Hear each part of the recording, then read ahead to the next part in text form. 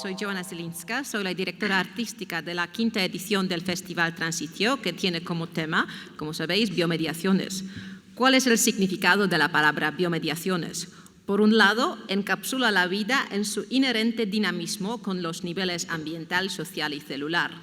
Y por el otro, captura la naturaleza creativa, dinámica y cambiante de los nuevos medios. Transitio MX Biomediaciones explora este proceso entrelazado, en el que la vida está siempre mediada y en el que los medios están vivos también, es decir, compuestos de elementos tecnológicos y biológicos y capaces de generar nuevas formas, conexiones sin precedentes y eventos inesperados. Y a lo mejor este evento será un evento inesperado, vamos a ver. Entonces, la noción de vida es fundamental para el festival y tiene sentido abrir este simposio con un interrogatorio sobre este concepto de la vida. Sin embargo, es difícil para nosotros teorizar la vida, precisamente porque no es un objeto de que podemos distanciarnos para analizarlo de manera objetiva. Solo podemos hablar de la vida en medio de la vida misma, cuando estamos viviéndola, se puede decir. La palabra vida significa muchas cosas. Para empezar, es una abstracción filosófica que se refiere al sentido de nuestra existencia en el mundo. Lo expresamos en frases como la vida es bella o el sentido de la vida. Pero la vida también se refiere a los procesos biológicos que tienen lugar a nivel ambiental, social y celular. Es el proceso de desarrollo continuo de la materia en el tiempo, impulsada por la energía. Los científicos en computación han argumentado que pueden replicar la vida en sistemas informáticos, simulando procesos de complejidad y de surgimiento, aunque el éxito de sus logros o incluso la exactitud de sus declaraciones han sido puestas en tela de juicio. Significativamente, aunque la vida está fundamentada en datos, ya sea en forma de ADN o código binario, los datos en sí no están vivos.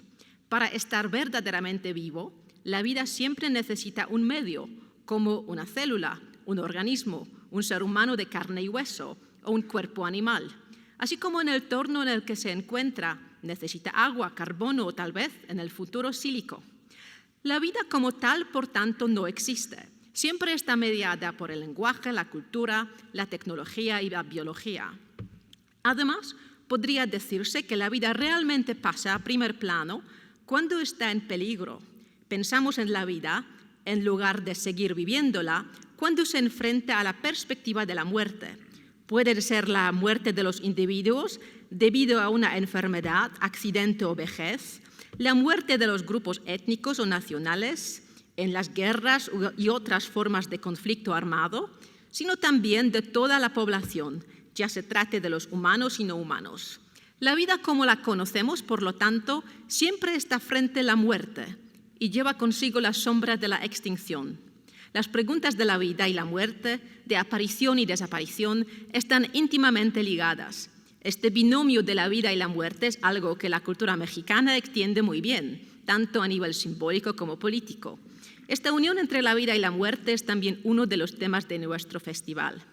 En su conmovedor libro titulado ¿Qué es la vida?, que reitera el título del físico Edwin Schrödinger de 1944, en el que argumentó que la vida era una cuestión de física y química, la bióloga Lynn Margulis y el escritor científico Dorian Sagan argumentan que esta cuestión no es más sino una trampa lingüística, esta cuestión que es la vida. Para responder de acuerdo a la regla gramática, hay que suministrar un nombre, una cosa, pero la vida en la Tierra es más como un verbo. Repara, mantiene, recrea y se supera a sí mismo. Es precisamente este sentido de la vida como verbo y no como sustantivo, como un proceso en el que todos participamos y por el que cortamos con nuestros aparatos cognitivos, filosóficos y artísticos, cinceles, cámaras, software como Final Cut Pro, el que explora este festival. Espero que este panel, con tantos expertos que piensan la vida de maneras diferentes, desde diferentes perspectivas teóricas y artísticas, sea en sí mismo parte de este proceso, un evento vivo y no solo una discusión sobre la vida. Muchas gracias.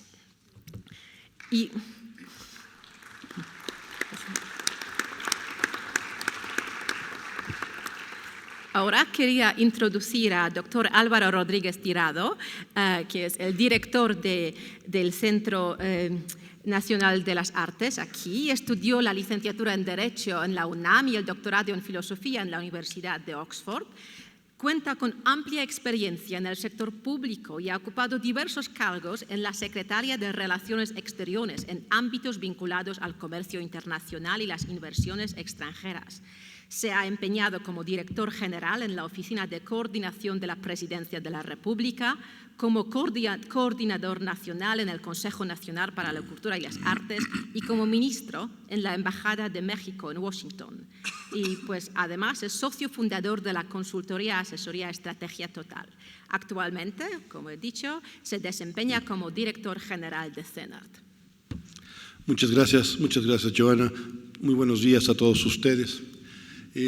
Joana, en su discurso, que aprecio con una gran profundidad conceptual, hablaba ya de si la vida es bella, si la vida tiene sentido, o como decimos aquí en México, quizás la vida no vale nada. Pero en realidad eso ya son juicios evaluativos, digamos, juicios de valor sobre la vida. El problema que nos concierne es el concepto de qué es la vida, que nos concierne en este foro. Miren, déjenme iniciarles diciendo que esta pregunta de qué es la vida no ha sido tradicionalmente en la historia de la filosofía la pregunta fundamental, al menos en la filosofía de Occidente. Como ustedes saben, la pregunta fundamental en la filosofía, en términos de la ontología, la ocupa la pregunta de qué es el ser y evidentemente lo que sea el ser se aplica tanto a los seres animados como los seres inanimados. ¿Okay? Entonces la pregunta de qué es la vida no es la pregunta fundamental, no ha sido la pregunta fundamental en la filosofía. La filosofía se ha preguntado por el ser y de ahí incluso ha pretendido hacer una reflexión a la Heidegger, digamos, de por qué es el ser y no la nada. Esa, digamos, es una pregunta ontológica fundamental en la historia de la filosofía. Sin embargo, hoy en día, la problemática de qué es la vida ha interesado a filósofos y a los científicos por igual, y ello ha permitido hacer avances realmente significativos en este campo. Disciplinas como la biología molecular, la teoría de los sistemas dinámicos, la inteligencia artificial, la teoría de la evolución y las llamadas ciencias cognitivas han contribuido a un mayor esclarecimiento de la hasta hoy insondable cuestión de cómo evolucionó la vida y en realidad cómo evolucionó la vida y la mente, la conciencia que nos caracteriza a los seres más avanzados en la teoría de la evolución, la conciencia y la autoconciencia. Son preguntas que en buena medida los filósofos las han tratado un poco a la par. ¿Cómo surgió la vida y cómo fue que se dio lugar a la mente o a la conciencia? ¿Okay? La pregunta es, ¿cómo es posible que exista la vida y que la vida surja a partir de un mundo en el que solo existe materia inanimada? Esto es, procesos susceptibles de ser descritos exclusivamente en términos de la física y la química. ¿Okay? Es una teoría del mundo a partir de los términos de las ciencias fuertes, de la física y la química, todo lo cual nos pretende o nos permite describir el mundo como se encontraba en un momento dado.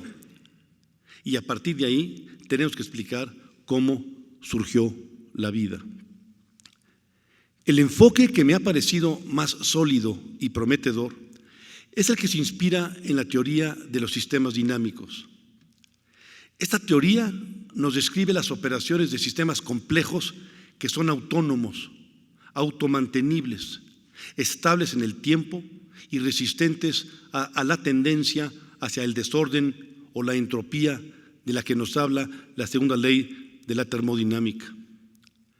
El modelo de esos sistemas, en un nivel muy primitivo, claro está, es el de la célula biológica, que se constituye en la unidad sobre la cual se constituyen sistemas dinámicos aún más complejos, tales como los órganos y los organismos. La célula mantiene su integridad en el tiempo a través de una membrana que de manera selectiva permite la entrada de moléculas que vienen a satisfacer sus necesidades de autoconservación. Lo que está en juego no es otra cosa que la ejecución del proceso metabólico básico y la expulsión de los productos de desecho. Se trata, pues, en la célula de una unidad que se autoorganiza y se autorregula en función de ciertos objetivos o propósitos que le señalan sus propias actividades y que contienen los ingredientes esenciales de la vida. A no dudarlo, una de sus capacidades centrales es la de contrarrestar, como ya dije, la segunda ley de la termodinámica. Se genera y se tiende al orden en el ámbito de la célula y se resiste el caos y la degeneración a la que apunta la entropía y la segunda ley de la termodinámica. Algunas de esas células tienen una capacidad ulterior. Esta es la de producir copias de sí mismas, de autorreplicarse. Y es en esta capacidad en lo que, en última instancia, consiste la vida. La unidad de la vida, entonces, tiene un fundamento en tres grandes principios. Primero, todas las cosas vivientes están hechas de células. No conocemos materia viva que no tenga células. Los ciclos de la vida de todas las células, su formación, crecimiento, desarrollo, reproducción, etcétera, se basan en reacciones químicas entre tipos similares de moléculas. Tercero, la manera como se conjuntan los aminoácidos para formar proteínas lo especifican los ácidos desoxirribonucleico y ribonucleico, el ADN o DNA, como mejor se conocen, de conformidad con un proceso preciso y uniforme. El conocimiento científico que tenemos hoy en día señala, por tanto, primero, la Tierra y nuestro sistema solar en su conjunto tuvieron su origen hace unos 5,000 millones de años. Y unos 1,000 millones o 1,500 millones de años después tuvo lugar el primer brote de la vida. A partir de ahí vino la expansión, como todos sabemos, de los 5 reinos de cosas vivientes que conocemos hoy en día: los proquiarotes, células sin núcleo como las bacterias. A partir de ahí vinieron los otros 4, los eucariotes, como las amibas y las algas, luego los hongos, las plantas y los animales. Segundo, con el origen de la vida hace aproximadamente 3.5 billones de años, algo nuevo sucedió. A pesar que la vida no está constituida por algo distinto a los elementos físicos y químicos, los organismos vivientes son distintos a otras cosas físico-químicas. Ahí está el salto. Debe haber habido, por tanto, algunos sistemas químicos precursores, una suerte de protocélulas que condujeron a las células ancestrales de los organismos bacterianos más antiguos. La pregunta de cuándo y cómo se originó la vida es inseparable de la pregunta de qué es un sistema viviente. Un organismo viviente es aquel que tiene lo que le llaman los científicos una organización autopoyética. Este término un tanto abstruso no quiere decir sino que son organismos, piensa en la célula, que se producen, organismos que producen sus propios componentes, que a su vez producen al organismo mismo en un proceso circular, permanente y continuo. Eso, y no otra cosa, es la vida. Muchas gracias.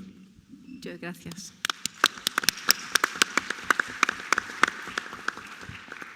Ahora es un gran placer para mí introducir a la filósofa polaca muy conocida, Monika Backe. Monika escribe acerca del arte contemporáneo y la estética con un enfoque particular en el posthumanismo, el género y las perspectivas interculturales. Es profesora investigadora en el Departamento de Filosofía en la Universidad de Poznań, en Polonia, autora de 2 libros, Biotransfiguraciones, el arte y la estética del posthumanismo, y El cuerpo abierto, ambos en polaco. Y también ha coeditado muchos libros, uno que se llama en inglés The Life of Air, la vida del aire, y está en línea como un libro de acceso abierto en el proyecto de los libros vivientes que estamos presentando en este festival también. Desde 2001 ha sido editora de la revista polaca El Tiempo de Cultura. Mónica va a dar su conferencia en inglés. Mónica. Mi contribución al panel es llevarlos por un viaje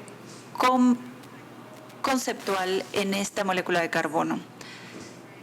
Quisiera que nos separáramos un poco de la discusión de la vida y dejemos volar nuestra imaginación. En este destino, la única vida que conocemos es una vida que se basa en el carbono, pero con la abundancia de la materia en existencia no podemos excluir otras opciones. El biólogo que ganó el premio Nobel, Paul Nares, en su cátedra ¿Qué es la vida?, impartida en el Colegio Imperial de Londres en el 2011, sustentó que si nuevas formas se descubriesen, nos ayudaría a entender qué es la vida. La vida, simple y sencillamente, es la organización temporal y espacial de la materia, así es que no podemos excluir la posibilidad de que ha surgido en otras manifestaciones más allá de la que nosotros hemos representado. Nares también expresó que las expectativas de que en las próximas décadas tal vez podamos encontrarnos una vida con una química de carbono distinta o no basada en el carbono, y él sugiere que la segunda podría venir de sondas espaciales, como por ejemplo cuando se especula que hay vida basada en el silicio en Titán, o que está en el aire. La vida basada en otro principio tal vez puede ser muy difícil de identificar, por lo tanto, tal vez puede estar en nuestro entorno y simple y sencillamente no la conocemos porque no sabemos qué buscar. Ahora, el descubrimiento de una forma alternativa de vida tendría consecuencias muy profundas, no nada más en el campo científico, sino también en el entorno religioso y filosófico. Seguramente nos haría reconsiderar qué es la materia orgánica y qué es la materia no orgánica. En su libro, La conexión cósmica y la perspectiva extraterrestre, publicada en 1973, Carl Sagan sustentó que un chauvinista de carbono nos dice que los sistemas biológicos en cualquier otra parte del universo se construirían a través de compuestos de carbono, tal y como es la vida en este planeta. Sin embargo, la vida como no la conocemos no tiene que ser extraterrestre. No todos les gusta aceptar a Luca, este ancestro del universo. Aquí lo tenemos, este organismo que tenemos por arriba de nuestras cabezas, pero obviamente es una especulación nada más.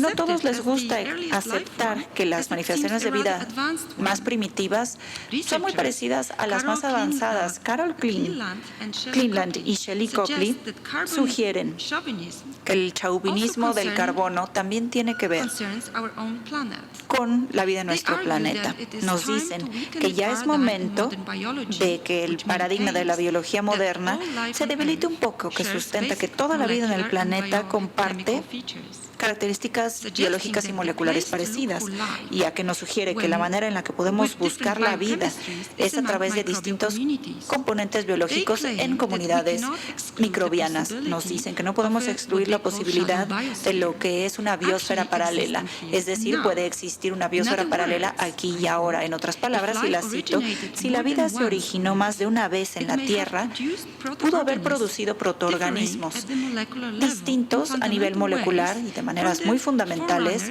a partir de los precursores de nuestra forma de vida como la conocemos. Aún más, esos descendientes microbianos de estos protoorganismos tal vez todavía están por aquí con nosotros en este planeta, pero todavía no los hemos logrado reconocer y lo que representan. Fin de cita. La vida tal vez se pudo haber originado en más de un punto.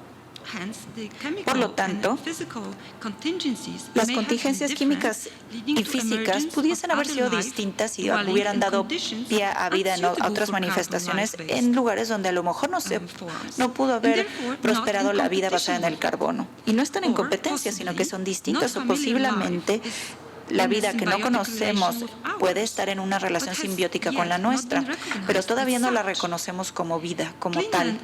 Cleland y Copley sustentan que dicha ignorancia tal vez la ha causado los argumentos que nosotros sustentamos en el paradigma de la vida sobre la Tierra.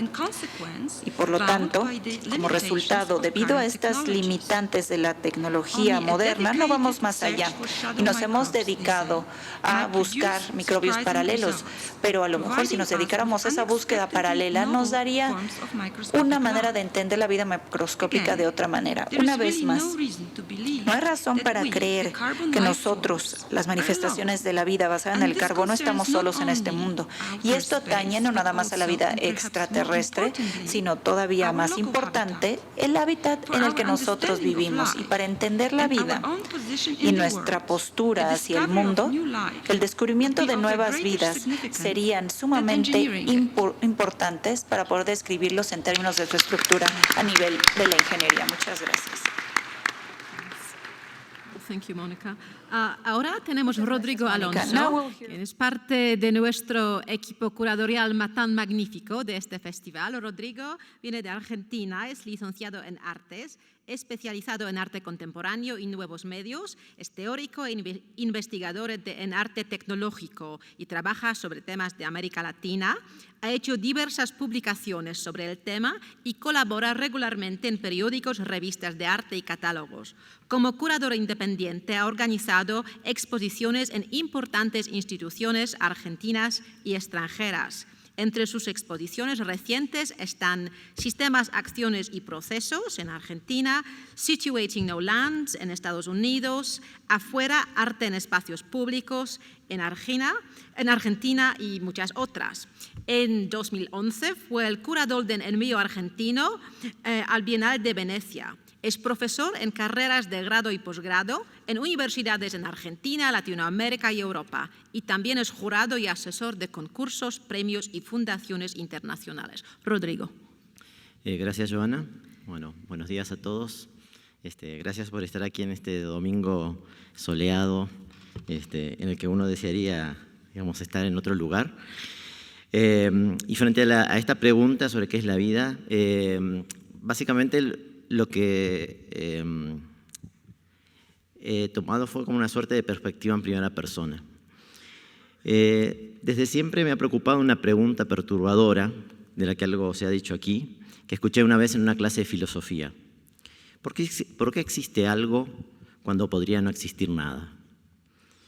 Si me pregunto qué es la vida, debería decir que es algo en relación a esa nada, pero en realidad lo primero que me pregunto ¿es una pregunta correcta? ¿Por qué es la vida y no cuándo hay vida? ¿O por qué? ¿O para qué? Cada una de ellas nos lleva hacia un problema diferente. Un demérito de los falsos problemas, decía Jorge Luis Borges, es el de proponer soluciones que también son falsas. A Plinio, en su Historia Natural, libro 8, no le bastó con observar que los dragones atacan en verano a los elefantes. También aventuró la hipótesis de que lo hacen para beberles toda la sangre que, como nadie ignora, es muy fría. Cuando era niño me enseñaron en la escuela un poema que me produjo un efecto perturbador. Como verán, soy una persona bastante perturbada. Dice el poema: cayó la zanahoria del canasto como un cohete perdido en travesía. Dejó una estela de penachos verdes y se estrelló contra la baldosa fría. ¿Por qué cayó ese día? Solo muchos años más tarde pude darme cuenta del conflicto. Frente a un fenómeno de la naturaleza, la caída de la zanahoria, el poeta no se pregunta por el motivo, que podría tener una explicación científica, basada en una teoría de los fenómenos físicos, por ejemplo, sino por qué cayó ese día. Esta pregunta involucra quizás una conspiración de los astros o una teoría del tiempo y del universo. Creo que la pregunta ¿qué es la vida? Tampoco es independiente de una conspiración de los astros, de una teoría del universo, de una teoría del conocimiento y sobre todo de cómo formulamos nuestras preguntas. Y entonces lo que me pregunto es, ¿por qué hablamos sobre la vida en este día? Nada más.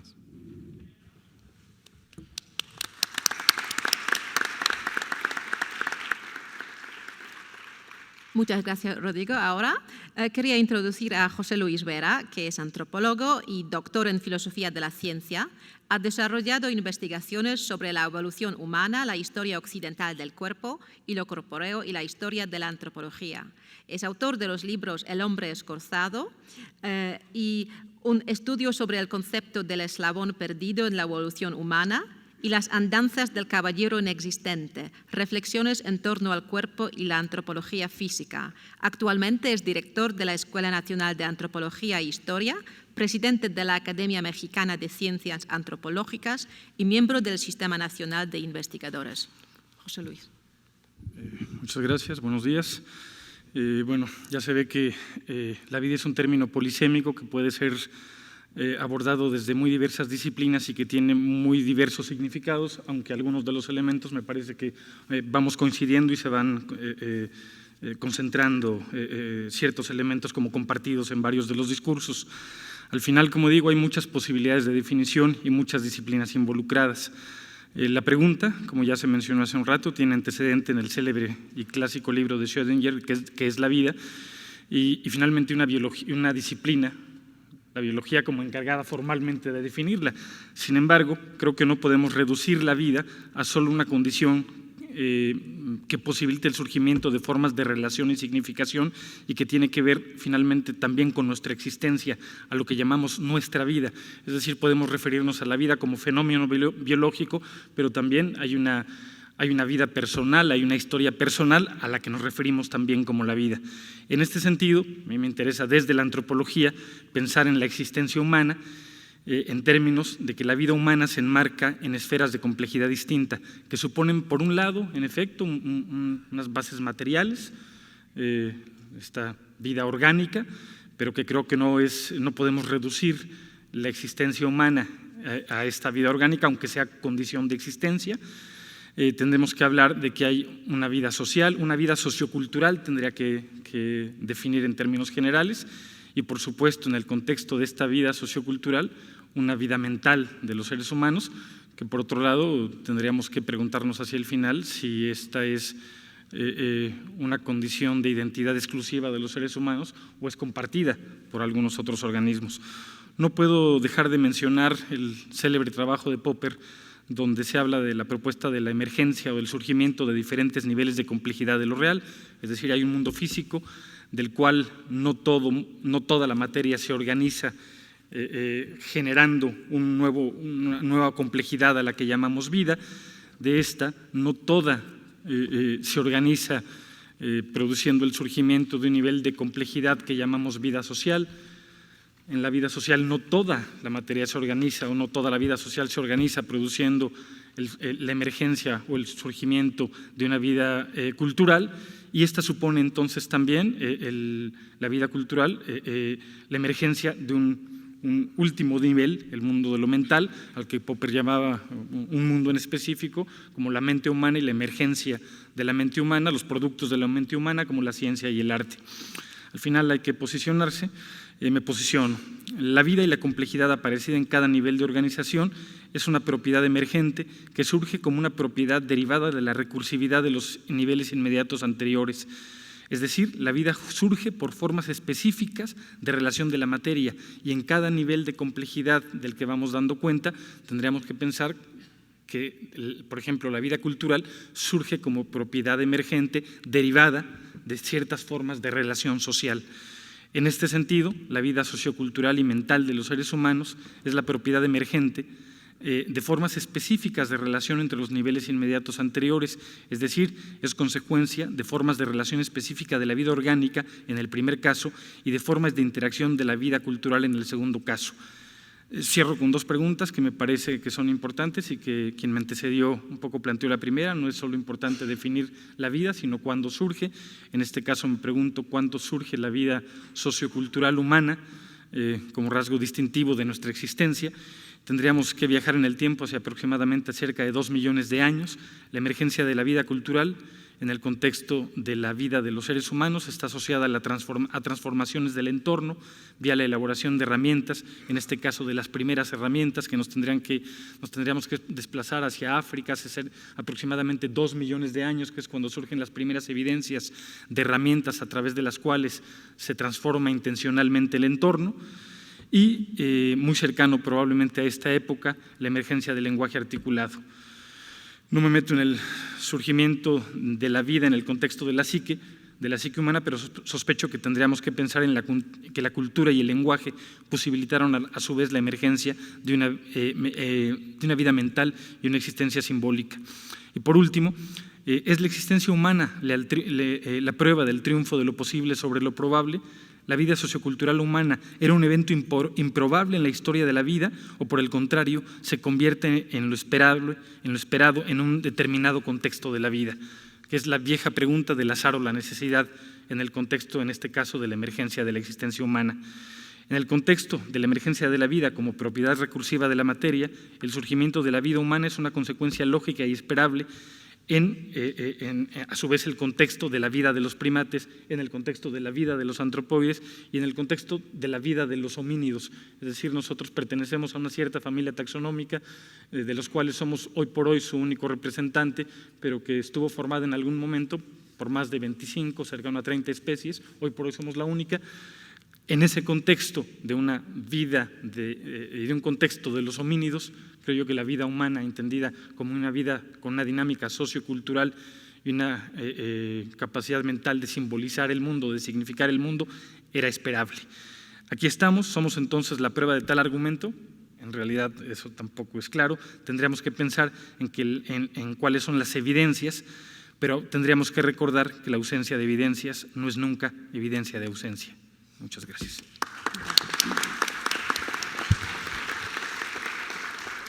Pues muchas gracias, José Luis. Ahora quería introducir a Francisco Vergara Silva, quien obtuvo en 2002 el grado de doctor en ciencias por la Universidad Nacional Autónoma de México, con un trabajo sobre biología de algunas plantas de la selva lacandona en Chiapas.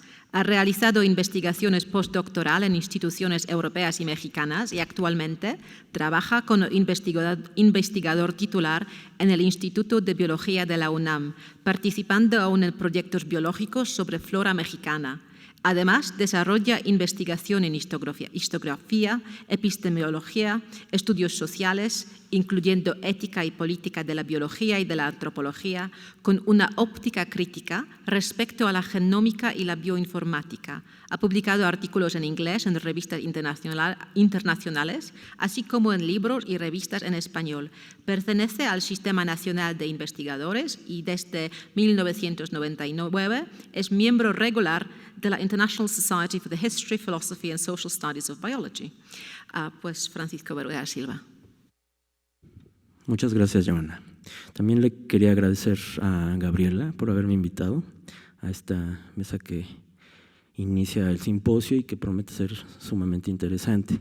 Entonces, bueno, creo que soy el biólogo de la mesa y me llama mucho la atención que las primeras intervenciones hayan sido tan biológicas en su contenido. Así que yo voy a tratar de moverme como un poquito al lado para que no sea tan redundante y bueno, en el afán de que veamos cómo la crítica del punto de vista biológico también tiene algo que contribuir a lo que nos junta hoy, ¿no? Entonces, la primera reflexión es que vida, como una palabra, concepto, parte de los recursos descriptivos de una lengua indoeuropea, como el español, pues nos ubica en un contexto histórico acerca de cómo nos referimos a lo que nos ocupa. Entonces, vida, definida en inglés, alemán, francés, italiano, no necesariamente significa lo mismo que vida representa en otros troncos lingüísticos. Entonces, esa es una primera observación que me parece sumamente importante. La definición de vida, entonces, al estar históricamente situada en la historia evolutiva de los lenguajes, no necesariamente nos va a llevar a una equivalencia semántica entre todas las maneras que ha habido de concepción de la vida en la historia humana. Primer punto. El segundo, ahí va el contenido biológico. Efectivamente, como decía el doctor Rodríguez Tirado, hay una serie de definiciones muy sólidas desde el punto de vista de la ciencia occidental acerca de qué es vida. Tiene que ver con información, tiene que ver con intercambio horizontal y vertical de moléculas, por ejemplo, la molécula más famosa de todas, el ADN. Incluso, esto como una nota que podría parecer un poco chistosa, pero es también muy cierta, la noción de sexo en biología es central para hablar de vida. Sexo definido como intercambio de información. Desde este punto de vista, podríamos preguntarnos, y yo creo que esto es de mucho interés para muchos de los miembros del simposio, que lo que ocurre en estas máquinas es de alguna manera sexo también, una especie de sexo virtual no orgánico. Ahora bien, el punto con respecto a la noción biológica, es decir, científica, occidental, es que muchas veces ha tendido a reducir el ámbito de lo genético, lo genómico, qué significa la vida, ¿no? Entonces, interesante que hace rato hablé del origen evolutivo de la noción de vida. En Occidente, vida, si bien desde la ciencia entendemos que la vida tiene millones de años de existencia, el concepto de vida tiene 200 años de existencia. Entonces, Lamarck lo define por primera vez en Francia. Entonces, también esa temporalidad diferente, ¿verdad?, de vida como concepto versus vida como realidad descrita es algo que tenemos que tener en cuenta. Y en esos 200 años de vida, del concepto de vida, hemos presenciado una reducción de la semántica, del significado de vida. Hoy en día prácticamente para mucha gente representa pues esa transmisión de información genética y hay mucho más que eso. De hecho, Joan hace rato en su introducción hablaba de procesos de desarrollo continuo. Esta noción que tiene que ver con embriología, con ontogenia, es absolutamente fundamental para nuestra comprensión de qué es vida y a veces se deja de lado desde esa concepción científica contemporánea, genocentrista, diríamos, de lo que es vida. Entonces yo traigo una definición, mi definición favorita de vida desde la ciencia contemporánea, pero una ciencia crítica precisamente de estas limitaciones de lo genético, que es la definición del grandioso Tim Ingold, el antropólogo escocés, que dice que la vida es el campo de relaciones o un campo de relaciones con propiedades generativas donde se ubican las formas orgánicas. Entonces aquí los genes tienen un papel, pero no son lo único definitivamente, y de repente también lo que es inorgánico está vivo, porque lo fundamental es este campo de relaciones, donde hay propiedades generativas, donde salen cosas nuevas. Entonces los programas de cómputo de repente, desde esta perspectiva, también están vivos. Creo que finalmente a lo que voy a hacer referencia es a aquello con lo que empecé. Haciendo esta reflexión acerca de, pues sí, la vida es antiquísima y al mismo tiempo tiene 200 años de existencia, debemos estar muy conscientes de que hay una diversidad de procesos de objetivación de la vida. Entonces, en otras sociedades, la vida se define diferente y lo que nosotros discutimos acá tendría que necesariamente entrar en diálogo con lo que allá se piensa como vida, ¿verdad? Entonces, esto creo que nos permitirá, desde nuestro punto de vista claramente situado, claramente históricamente determinado, terminar de entender qué es la vida. Gracias.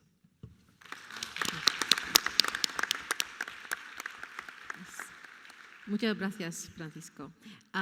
Ahora, Benjamin Mayer-Fuchs, quien es psicoanalista y teórico crítico, y es el director fundador de 17, Instituto de Estudios Críticos, aquí en la Ciudad de México. Es licenciado en Historia y maestro en Teoría Crítica por la Universidad de Sussex, en el Reino Unido, y doctor en Filosofía por la UNAM. A la par de su práctica clínica, se concierne con emprendimientos críticos culturales, académicos, editoriales e institucionales. Fundó la maestría en semiótica de la Universidad Anáhuac, fue el introductor en México del debate acerca de la fotografía de ciegos. Funda y dirige la colección editorial 17, Teoría Crítica, Psicoanálisis, Acontecimiento. Es cofundador de la revista Política Común, que en breve publicará en línea la University of Michigan Press.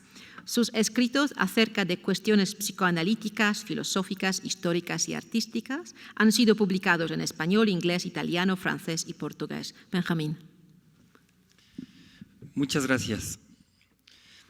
Para Sigmund Freud, lo que sostiene a lo vivo, la vitalidad misma de lo vivo, es la pulsión.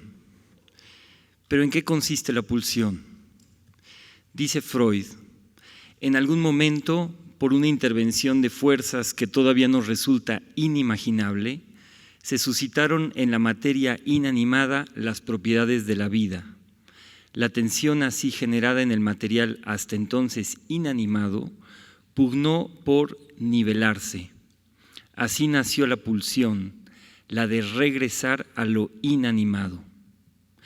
El impulso de la pulsión es así el diferencial entre la vida y la muerte. Una pulsión sería un esfuerzo inherente al orgánico vivo, de reproducción de un estado anterior, una suerte de elasticidad orgánica, la exteriorización de la inercia entre la vida orgánica, en la vida orgánica, perdón.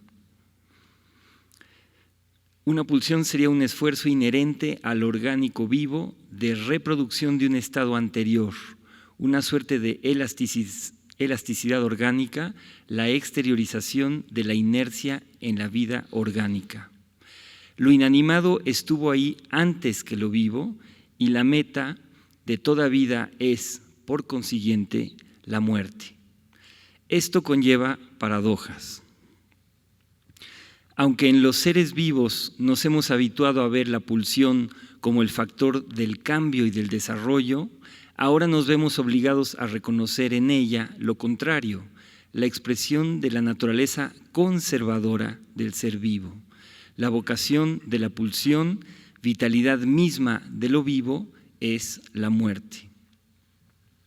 El organismo vivo lucha contra peligros que podrían ayudarlo a alcanzar su meta vital por el camino más corto, por una especie, digamos, de cortocircuito, eso que se llama morir pronto. El organismo solo quiere morir, sin embargo, a su manera. El ser vivo no apura la muerte porque quiere asegurar la singularidad de su propio fallecimiento. Tras Freud, Lacan precisará la diferencia entre la pulsión específicamente humana y el instinto animal. Entre los seres parlantes, la pulsión es efecto de la mediación del lenguaje en el cuerpo. ¿Cuál es entonces la naturaleza del lenguaje? El lenguaje es gramaticalización, un proceso de inscripción, asentamiento de marcas, viva producción de rastros inanimados, por ejemplo, a través de escritos, de intervenciones verbales durante un simposio, piezas de arte, dispositivos tecnológicos. El lenguaje, la escritura, la gramática son la vocación de la humanidad cuando transmuta lo vivo y lo vivido en signos que son plasmados, almacenados. La pulsión de muerte es, como quería Freud, el pasaje de lo viviente a lo inanimado. ¿Pero no es acaso el lenguaje materialización suya? Así lo propone el psicoanalista Braunstein. ¿Qué más inanimado, al mismo tiempo que movilizador, que las letras del alfabeto y los números que resguardan lo que ya no vive, grafismos que permiten volver a ser presentes las gestas y las transitorias existencias de los vivientes que ya no están? La pulsión gramaticalizadora, esa pasión constitutiva del ser parlante, es la propia pulsión de muerte. Transmutándose en memoria escrita, es como el humano vive para la muerte. La lengua que hablamos, nuestras técnicas y artes actuales no son el resultado final del presupuesto fundamental. No son el resultado final, sino el presupuesto fundamental. No llegamos a ellos, están en nuestro origen como especie. Ningún humano puede impunemente dejar de ser el fiel sirviente de sus técnicas de sobrevivencia en ese conjunto que llamamos cultura. La producción artística, tecnológica, intelectual, entendida como gramaticalización, animada producción de lo inanimado, siempre pasa por el retorno a las formas, las técnicas y las letras que constituyen nuestro origen.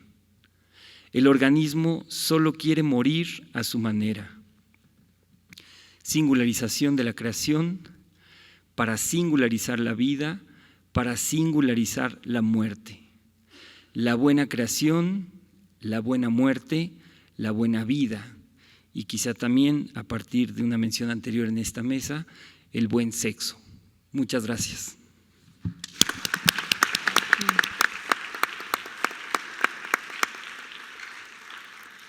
Pues muchas gracias, Benjamín, muchas gracias a todos.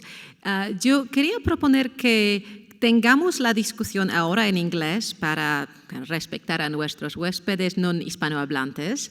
Y vamos a hablar, tenemos una hora exactamente, vamos a hablar un poco como en el panel y después abrimos la discusión y poner las cuestiones en inglés y en español y vamos a tener esta contaminación lingüística que creo que va a funcionar bien.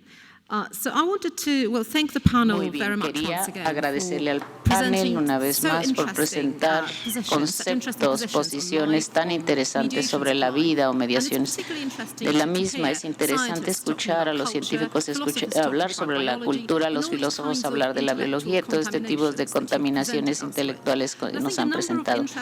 Pienso que una serie de cuestiones importantes han surgido y quisiera plantear algunas cosas y quisiera lanzarles algunas preguntas y ustedes hagan lo que quieran con ellas en el orden que ustedes gusten.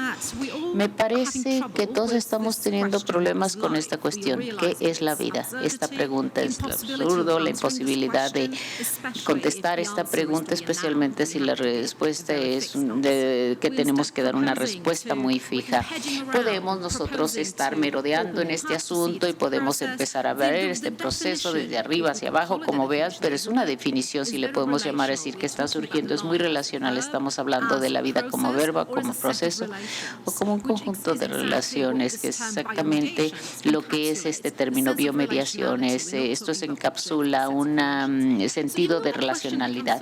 Entonces, aunque la pregunta sea tan difícil, pienso que es importante seguir haciéndola, puesto que darnos cuenta también de cómo la respondemos y cómo la respondamos nos llevará a maneras de vivir un cierto tipo de vida. Entonces necesitamos seguir haciendo esta pregunta porque la respuesta nos llevará a maneras de vivir la vida.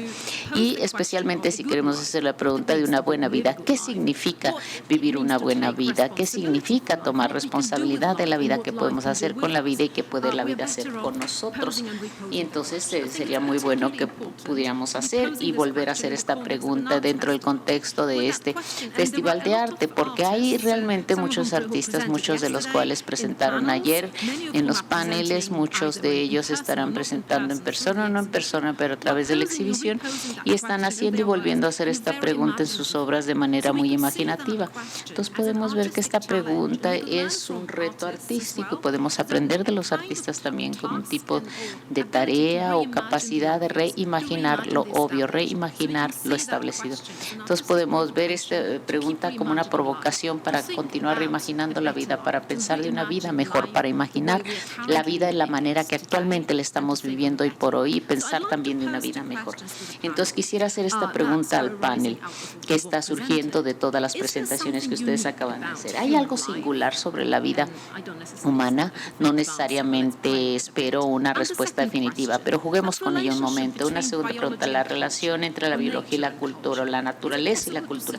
¿Es posible sugerir entonces que no son opuestos, sino que se trata de temporalidad, que quizá la biología y la cultura son disímbolas en términos de los procesos y solamente es una cuestión de la temporalidad?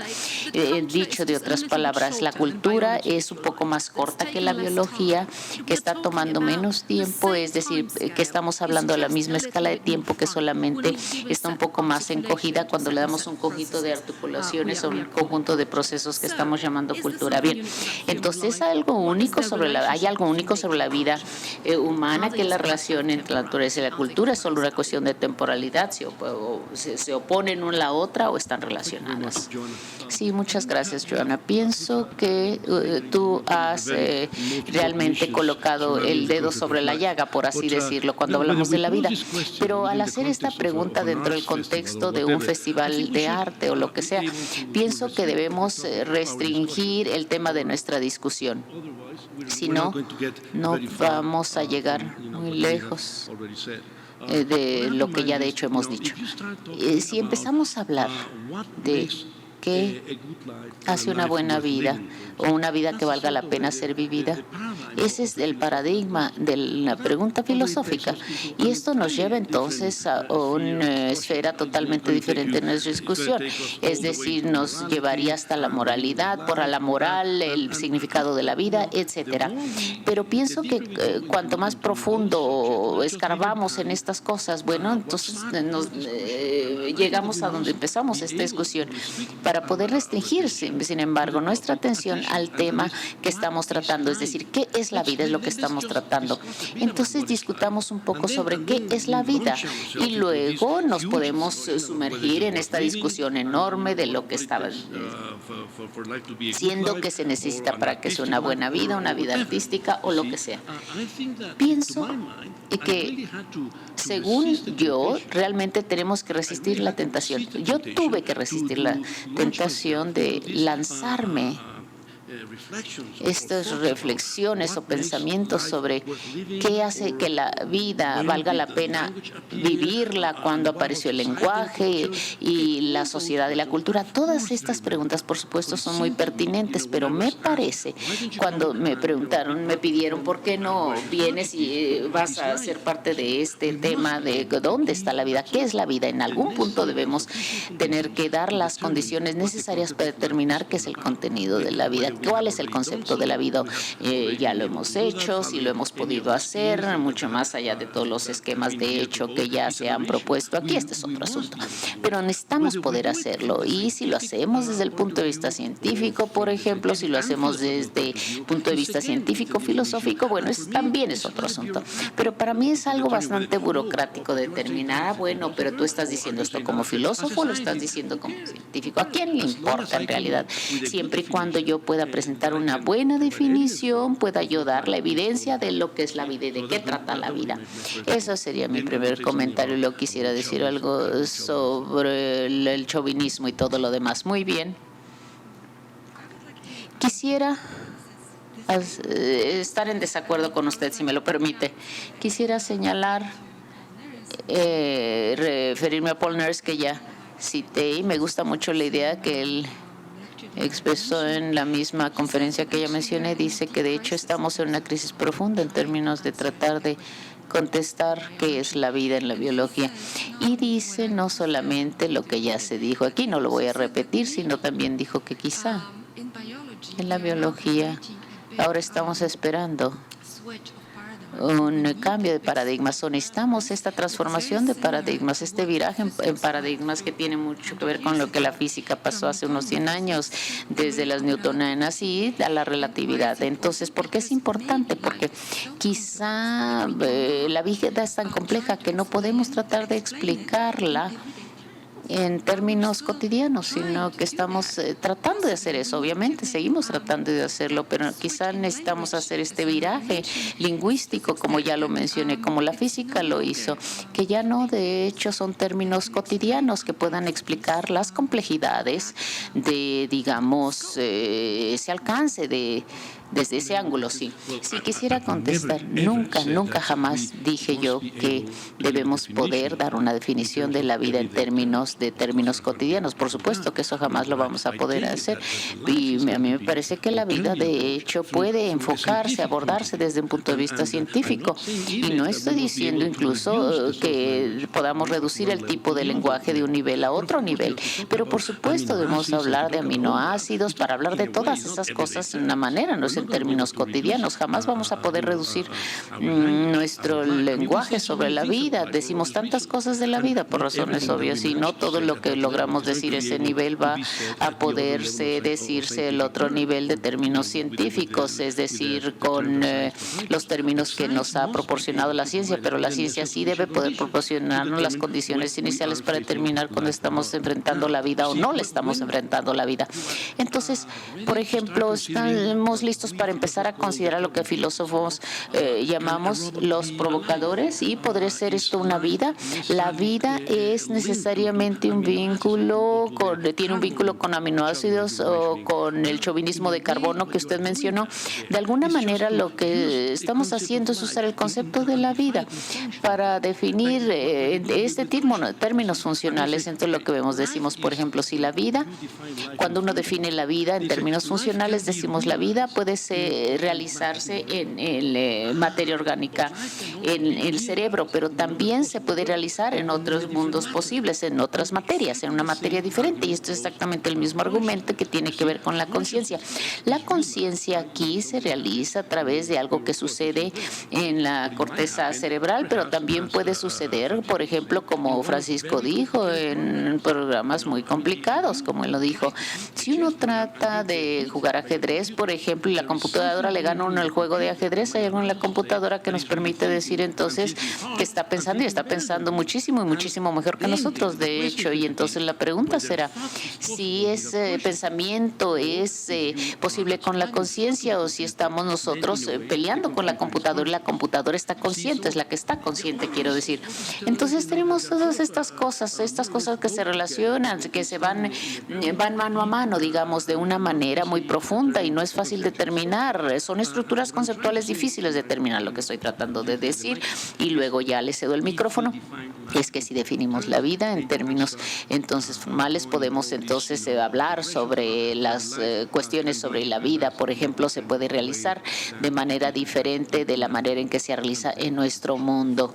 Sí, muchas gracias. Y solamente rápidamente quisiera señalar que las diferencias que están surgiendo, supongo, está en el deseo de contestar la pregunta o de conservar abierta esta pregunta, y esta es una diferencia muy clara en las posiciones. Y yo personalmente pienso que la pregunta debe ser abierta. No estoy interesada en encontrar una respuesta fija de qué es la vida. Entonces yo soy filósofo y veo los medios de lo filósofo y hago la filosofía y hago arte como filosofía, y viceversa. Y es precisamente la manera de replantear la pregunta. Se puede ver como una manera obsesiva, sin sentido alguno, pero también es como este festival donde se pueden discutir, porque esto nos da el lujo de poder replantear la pregunta en el lenguaje. El lenguaje es otro medio, la cultura también, tenemos muchas otras cosas, y también la manera en que este panel lo está planteando, de manera exitosa o no exitosa como evento, nunca lo sabemos, pero tratar de conservar siempre abierta esta pregunta, y eso es exactamente lo que estamos tratando de hacer. Sí, gracias. Para seguir el reto de Álvaro, voy a mencionar quizá más de 4 propiedades aquí de vida que tengo aquí para mencionar. Las omití, pero creo que ahorita serían relevantes y pertinentes. Uno sería la vida es cinética, es un flujo moviente de materiales.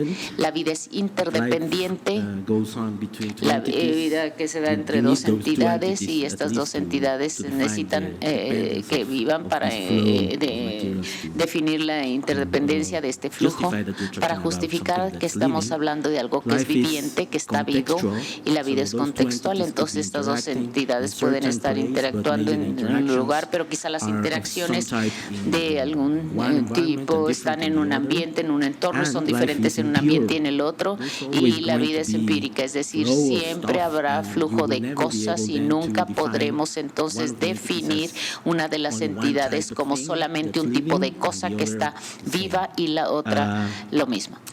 Y quiero retomar lo que estaba tratando de decir hace un rato. Sugeriría que no podremos definir la vida solamente en un sentido. Hay algún tipo de antiuniversalidad en mi discurso sobre la vida. Nosotros, desde la perspectiva científica occidental, decimos, bueno, queremos algo así porque así somos nosotros en el occidente, pero como lo dije, vamos a encontrar otros tipos de pensamientos sobre la vida si nos alejamos lo suficientemente donde estamos parados. Y creo que eso solamente enriquecería nuestro punto de vista sobre la vida. Y sí, la vida se puede definir.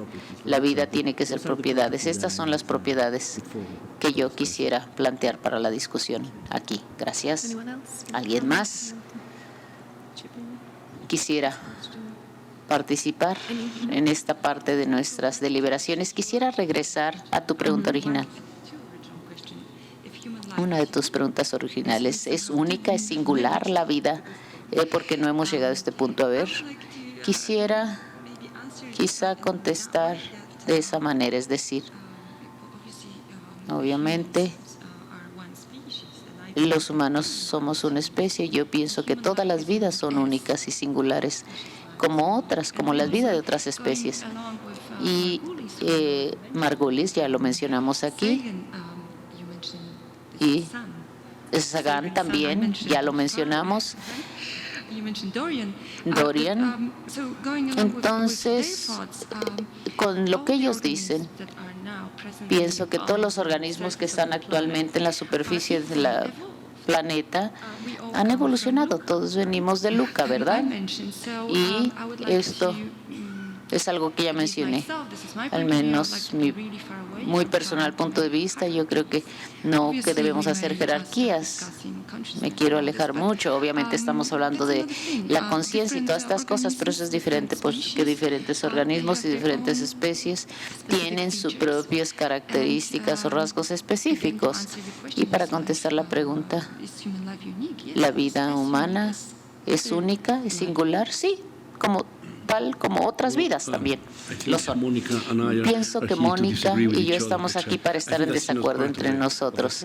Esto es parte de la diversión, ¿verdad? Sí, muy bien. De hecho, yo creo que realmente decir que la vida es única, ni por qué decirlo, ¿verdad? Todas las demás, ¿la vida es única o no? Si todas las vidas animales son tan únicas y singulares como la vida humana, entonces la vida humana no es única ni singular.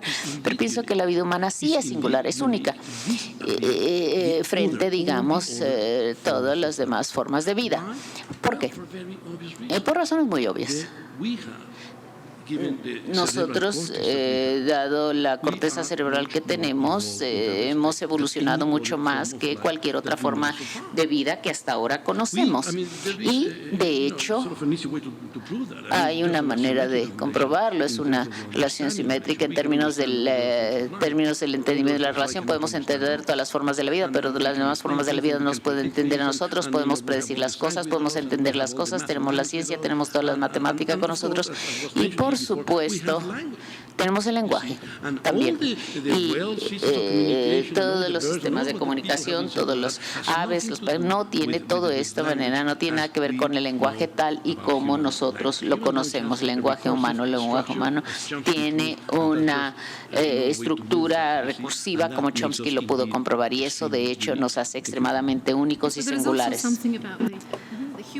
Además, hay algo en la singularidad humana que tal vez tiene que ver con otras singularidades. En esencia, la ciencia nos ha demostrado en los últimos años a través de la investigación que en la comunicación deja trazos, que es otro rasgo de la cultura, pero también en un altruismo. Se ve a través de la barrera de las especies. Eso me interesa. A mí no me interesa especificar qué tan avanzados vamos en este proceso. Sí, tenemos cerebros más grandes que otros, pero ¿qué tal si alguien tuviese otra especie, cerebros mucho más grandes? Entonces, esas fronteras se están difuminando. A mí me parece que este es un territorio sumamente interesante en las humanidades de plantear distintas preguntas. José Luis. Perdón, I'm sorry, my intervention will be in English. In Spanish, I will be interpreted into English. There is a false dilemma when we define the singularity. La especie humana es única, pues es tan única como son las otras especies. El problema que hay que plantear es si las diferencias son de esencia o son de grado, es decir, compartimos información genética con la vida en general, compartimos determinados comportamientos, formas de organización y el planteamiento que creo que debemos hacernos no es sobre la unicidad de la existencia humana, que esa está claro que tendríamos que plantearla de esa manera, sino si hay semejanzas, son estas de esencia o de grado. Y a mí me parece que hay multitud de ejemplos en otras especies donde podemos reconocer transformación consciente del entorno, incluso en chimpancés, por ejemplo, se ha llegado a aplicar la noción de área cultural, es decir, algunos chimpancés de algunas zonas de África son especialistas en utilizar el principio del yunque y el martillo, no son comportamientos universales para la especie, solo se presentan en ciertas áreas, ¿no? En ese sentido, los chimpancés, por ejemplo, son capaces de mentir, y la mentira es un comportamiento complejo, es un comportamiento sofisticado, porque supone una creencia en un estado mental del otro del que nos aprovechamos para obtener un cierto beneficio, ¿no? Entonces, yo pensaría que tendríamos que, ante la pregunta de si la diferencia es de esencia o de grado, yo optaría por una diferencia solo de grado, porque veo muchos comportamientos complejos, capacidades cognitivas. Se hablaba, por ejemplo, del cerebro, si pudiéramos encontrar especies con cerebros tan grandes como el nuestro, y por supuesto que los hay quien plantea que la relación tiene que ser no del cerebro en absoluto, sino de la relación peso del cerebro, peso del cuerpo, y bueno, pues con la novedad que no somos ni siquiera el único primate que tiene esa relación más desarrollada.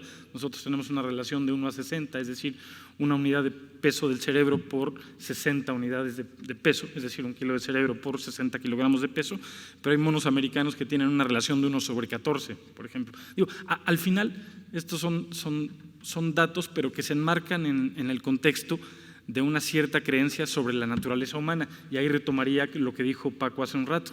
Una cosa es la biología del ser humano y otra cosa es la creencia o el sistema de creencias a partir del cual nos significamos como especie.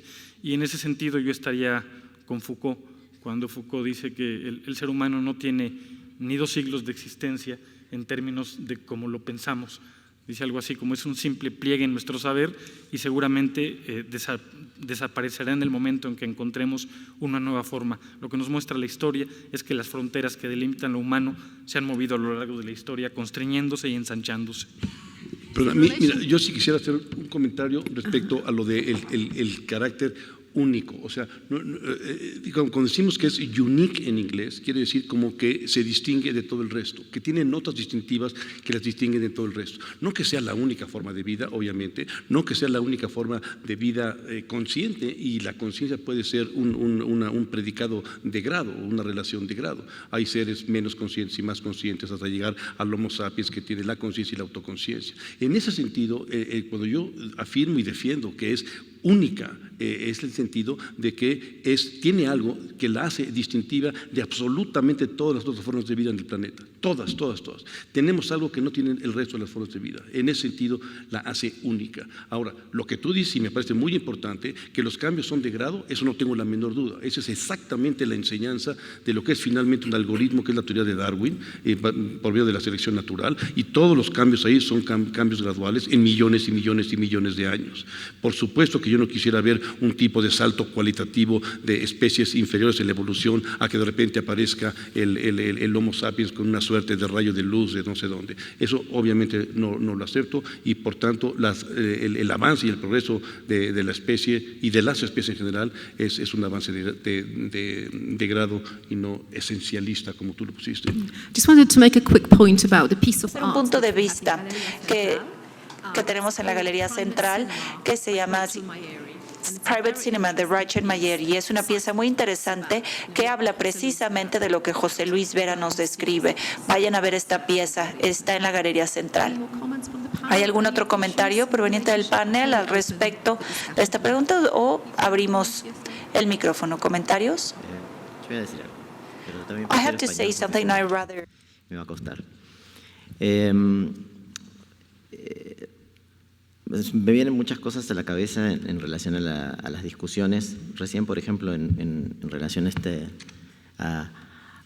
a toda esta discusión un poco biologicista sobre el pensamiento, la conciencia y la vida. Creo también que cuando se define la vida en estos términos, muchas veces se dejan de lado o se dan por supuestas algunas posiciones que son problemáticas, ¿no? Porque digamos, hay gente que está viva y que no tiene la capacidad de razonar, ¿no?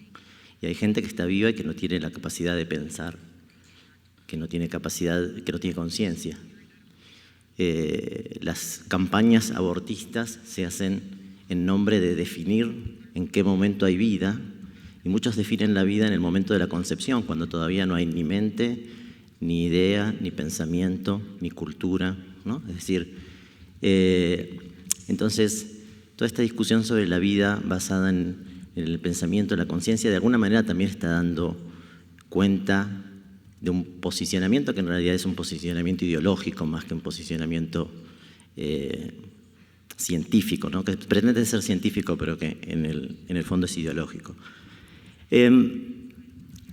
Hay algo que también me interesa, y me voy a ir más hacia el lado del arte, que es, en definitiva, es mi lugar, que tiene que ver con en qué medida una pregunta, como cualquier otra, como puede ser ¿qué es vida?, nos da la capacidad de como desafiar nuestros propios conceptos y nuestros propios límites sobre aquello sobre lo cual pensamos. Yo creo que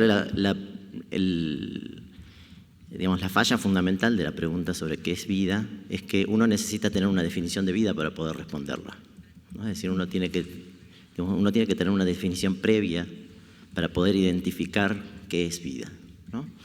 Y entonces ya la pregunta está respondida desde de alguna manera la pregunta está respondida antes casi de ser formulada. En la primera presentación, la de Álvaro, él habló de la vida desde el punto de vista orgánico, ¿no? Decía, bueno, todos los seres vivos tienen células. Y yo me acordaba, por ejemplo, de Norbert Wiener, cuando él define la cibernética.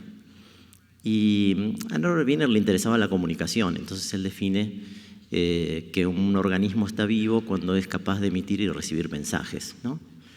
Él dice, bueno, si alguien no es capaz de emitir o recibir un mensaje, no está vivo. Y entonces alguien le pregunta, bueno, entonces una computadora que puede emitir y recibir mensajes, ¿está viva? Y él dice, sí. Digamos, si uno piensa la definición de la vida en esos términos, necesariamente una computadora está viva. Entonces, claro, alguien desde el sentido común, entre comillas, podría decir, bueno, pero una computadora no está viva. ¿Cuál es la definición de viva que está usando este señor?, ¿no? Y ahí puede venir toda una serie de problemas en relación a cómo uno define la vida.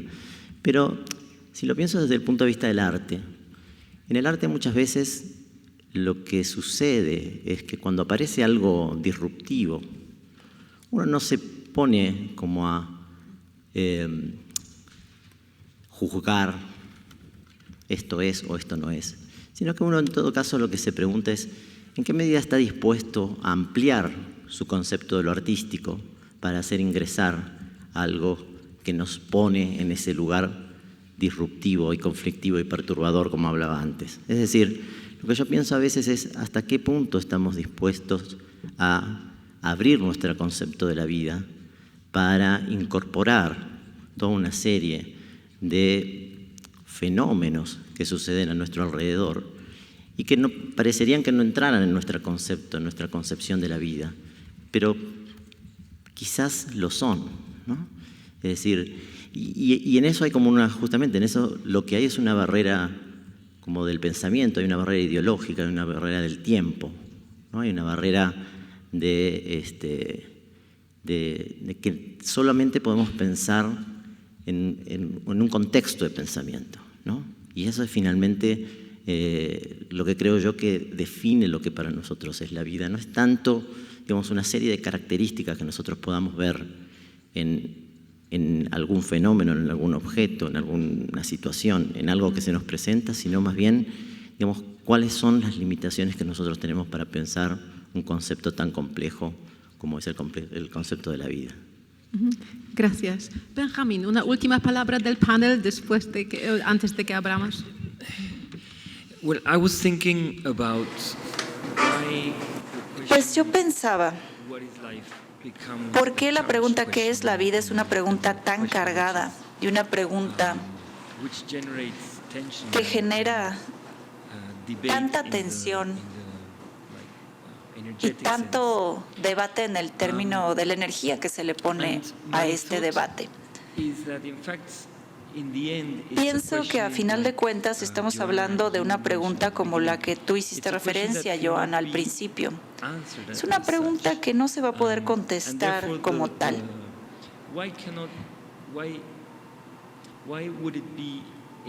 ¿Y por qué sería entonces imposible contestarla?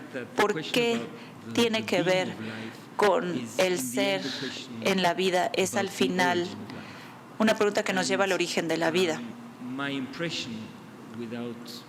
Mi impresión, y yo no soy especialista en ese campo, sería un impasse ideológico, es decir, hemos llegado a un callejón sin salida. No es posible contestar esa pregunta sobre el origen de la vida desde la perspectiva de lo que sucede cauce abajo, ya que la vida ha iniciado. En ese sentido, a lo que quiero llegar es a describir un escenario muy parecido al que enfrentamos en el psicoanálisis. Es decir, las tensiones que esta pregunta llega a generar tiene que ver con el hecho de que, por razones estructurales, tiene que permanecer como una pregunta abierta. Y no obstante, invita a dar una definición temporal que de alguna manera le darán sentido y dirección a la pregunta misma y, por lo tanto, a todas las consecuencias que deriva dicha pregunta.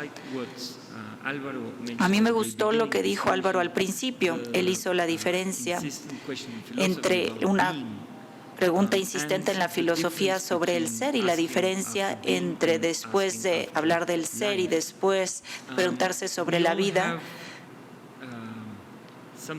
Todos tenemos de alguna manera cierta relación con esa pregunta y contestar qué es la vida. Todos nos podemos sentir involucrados porque de alguna manera moviliza la ontología de nuestra vida personal.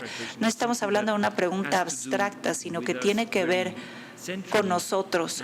Nosotros estamos en el centro de esa pregunta, ya que puede movilizar a todos los aspectos de nuestra vida en el sentido de que ciertas definiciones apuntan hacia cierta dirección y habrá otras que apunten hacia otras. Ahora quisiera concluir este comentario con lo siguiente. Vivimos en un tiempo extraño porque, por un lado, tenemos el privilegio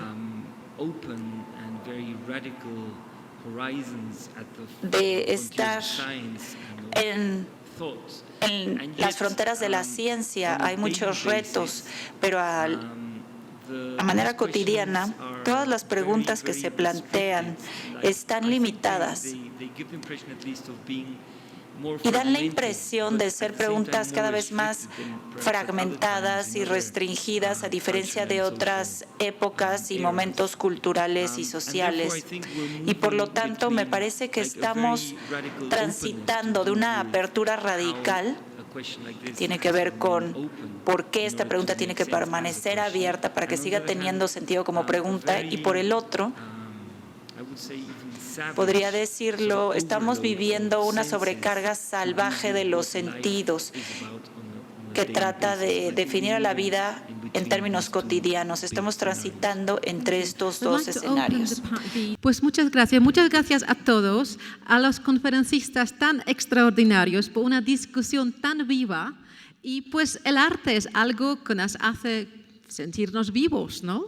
Y pues este festival es la celebración de la vida y en todos sus procesos, en todas sus relaciones, pues vamos a celebrar la vida con la muerte, con estas relaciones difíciles, precarias, políticas, éticas. Y ahora, muchas gracias al público también.